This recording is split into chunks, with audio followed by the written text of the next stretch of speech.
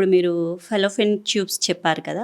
వాటికి వేరే ఎలా గుర్తించితే లక్షణాలు ఎలా కనిపిస్తాయి? ఇప్పుడు మనలో ఒకలా లక్షణం ఉంది. మేము కొంచెంమంది ఏంటంటే వాటి గురించి తెలీదు. అంత అవగాహన ఉండదు వాళ్ళకి. అయితే వాళ్ళు ఎలా గుర్తిస్తానికి ఉంటదంటారు? సో యూజువల్‌గా మనకు ఆడవాళ్ళలో ఎలాంటి కండిషన్స్‌లో మనము ట్యూబ్స్‌లో రీజన్ ఉండుండొచ్చు అని సస్పెక్ట్ చేయడం జరుగుతుంది అంటే, ఈ మ్యారేజ్ అయిన 1 ఇయర్ తర్వాత కూడా న్యాచురల్‌గా ట్రై చేశాక ప్రెగ్నెన్సీ అందట్లేదు అన్నప్పుడు ట్యూబల్ పేటెన్సీ టెస్ట్ అంటే ట్యూబ్స్ ఓపెన్ ఉన్నాయా లేదా తెలుసుకోవడానికి సింపుల్ టెస్ట్ అనేటివి ఉంటాయన్నమాట. సో ఈ టెస్ట్‌లో మనము మెయిన్‌గా గమనించినట్టయితే హిస్ట్రోసాల్పింగోగ్రఫీ అని ఒక డై టెస్ట్ అనేది ఉంటది. లేదు అంటే సలైన్ సోనోసాల్పింగోగ్రఫీ అనే సలైన్ ద్వారా చేసే అల్ట్రాసౌండ్ పద్ధతి ఉంటది. అండ్ థర్డ్ మెథడ్ వచ్చేసి లాప్రోస్కోపీ పద్ధతి ద్వారా కూడా మనము ఇది ఓపెన్ ఉన్నాయా లేదా అనేది తెలుసుకోవడానికి ఛాన్స్ ఉంటది.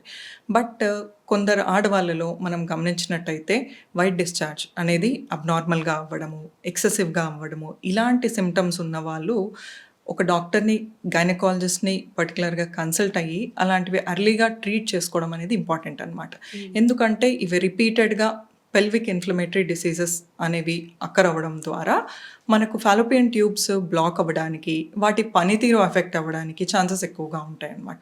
సో ఎప్పుడైతే మనకు ఈ ఆడవాళ్ళలో అబ్నార్మల్ వైట్ డిశ్చార్జ్ కానీ, ఎక్సెసివ్ వైట్ డిశ్చార్జ్ కానీ, లేకపోతే అబ్నార్మల్ స్మెల్ ఇలా ఉంటున్నప్పుడు కూడా and severe lower abdominal pain ఇలాంటి సింప్టమ్స్ ఏమన్నా ఉన్నా కూడా ఒక గైనకాలజిస్ట్‌ని కన్సల్ట్ అయ్యి దానికి తగిన ట్రీట్మెంట్ అనేది తీసుకోవడం ద్వారా ఇలాంటివి మనం కొంతవరకు తగ్గించడానికి ఛాన్స్ ఉంటది. ఇప్పుడు అంటే చాలామంది గైనకాలజిస్ట్ దగ్గరికి వెళ్ళడానికి ఇబ్బంది పడుతూ ఉంటారు. ఎక్కువగా హోమ్ రెమెడీస్ ఎక్కువ తీసుకుంటూ ఉంటారు. అలాంటి వాళ్ళకి మీరేం చెప్తారు మ్యామ్? సో ఎప్పుడైతే ఇందాక నేను చెప్పినట్టు ఇలాంటి సింప్టమ్స్ ఉంటాయో ఒక గైనకాలజిస్ట్‌ని కన్సల్ట్ అవ్వడం ద్వారా మనకు వాళ్ళు ఆ కండిషన్‌ని బట్టి ఒక ప్రాపర్ యాంటీబయోటిక్ కోర్స్ అనేది ప్రిస్క్రైబ్ చేస్తారు. ఆ కోర్స్‌ని కూడా మనం కరెక్ట్‌గా వాడడం అనేది చాలా ఇంపార్టెంట్. ఉదాహరణకు కొన్ని కేసెస్‌లో మనకు 1 వీక్ కోర్స్ అనేది సజెస్ట్ చేయడం జరుగుతుంది. కొన్ని కండిషన్స్‌లో 2 వీక్స్ వరకు యాంటీబయోటిక్ కోర్స్ పెట్టాల్సిన అవసరం రావచ్చు. బట్ ఏదైతే సజెస్ట్ చేశారో ఆ ట్రీట్మెంట్ మనం 3 రోజులు వాడేసి ఆపడము, 5 రోజులు వాడేసి ఆపడము ఇలా చేయడం వల్ల ఏమవుతది? ఆ ఇన్ఫెక్షన్ అనేది కంప్లీట్‌గా క్లియర్ అవ్వదు. సో ఆ ట్యూబ్స్‌లో మళ్ళీ రిపీటెడ్‌గా ఇన్ఫెక్షన్స్ రావడం, ఆ రిపీటెడ్ ఇన్ఫెక్షన్స్ వల్ల ఆ ట్యూబ్స్ అనేది డ్యామేజ్ అవ్వడము. సో ఇలాంటివి జరుగుతూ ఉంటాయి.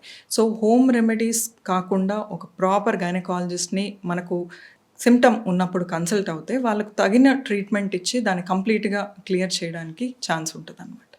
అండ్